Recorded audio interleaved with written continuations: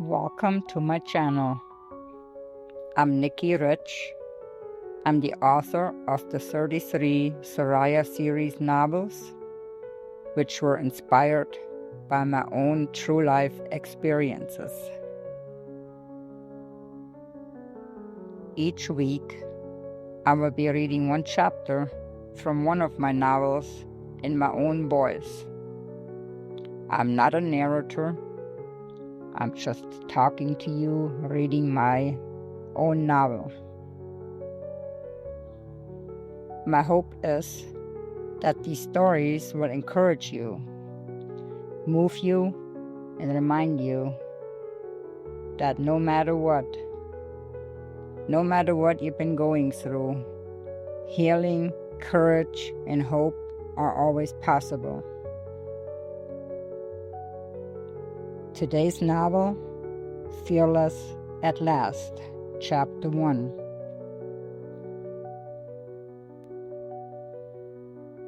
When fear felt bigger than me. When I was younger, I remember feeling small, like I was nothing more than a flicker of light, swallowed whole by a vast dark shadow that stretched endlessly in every direction. The world wasn't just a place to live in. It felt like a living, breathing thing that towered over me, its presence heavy and suffocating. It wasn't only the sharp words or the cold stares from others that made my chest tighten. It was the silences.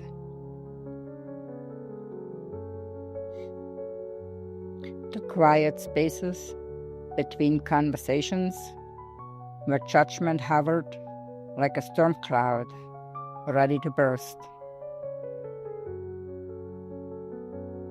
Those silences spoke louder than anything anyone ever said. Fear wasn't something I could point to. It wasn't a loud, obvious monster. It was more like a whispering wind that curled its fingers around my bones, seeping into every corner of my body.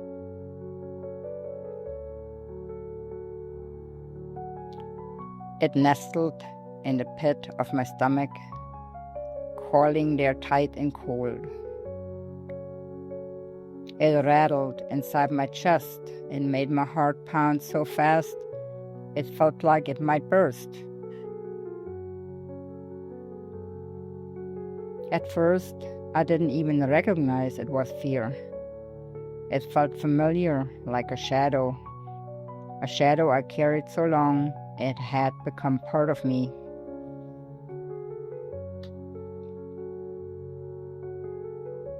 Every moment outside my safe bubble felt like walking across a frozen lake, the ice cracking beneath my feet.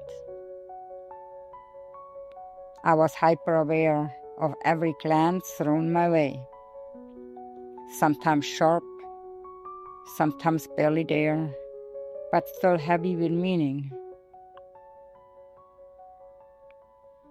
I worried about every word I spoke, afraid it might be twisted, judged, or used against me.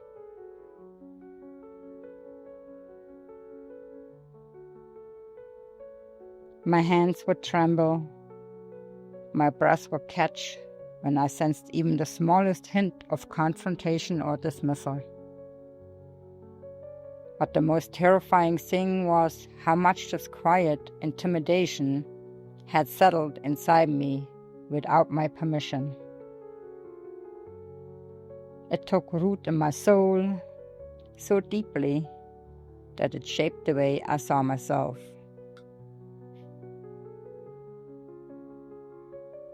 Small, fragile, and always just a step away from breaking.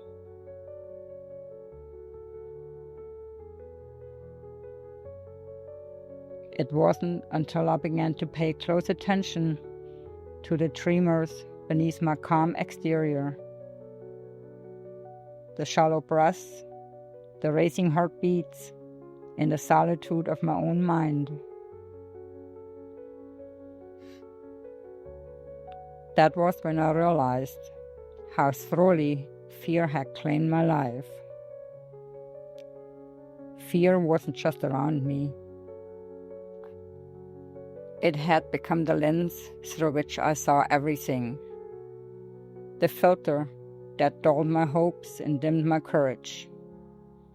It whispered that I wasn't enough, that speaking up would only bring more pain, that disappearing into the background was safer than standing tall. Fear felt bigger than me. It was this invisible heavyweight pressing down on my shoulders, threatening to crush the very essence of who I was. It seemed like the only thing strong enough to keep me from falling apart.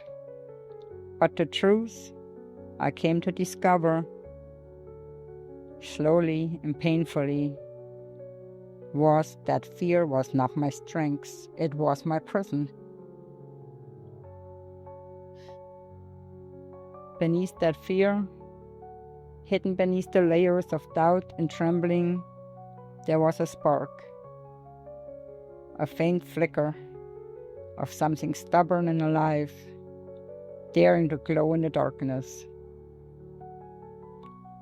That flicker was the first sign of my resistance, the quiet beginning of my journey to reclaim myself.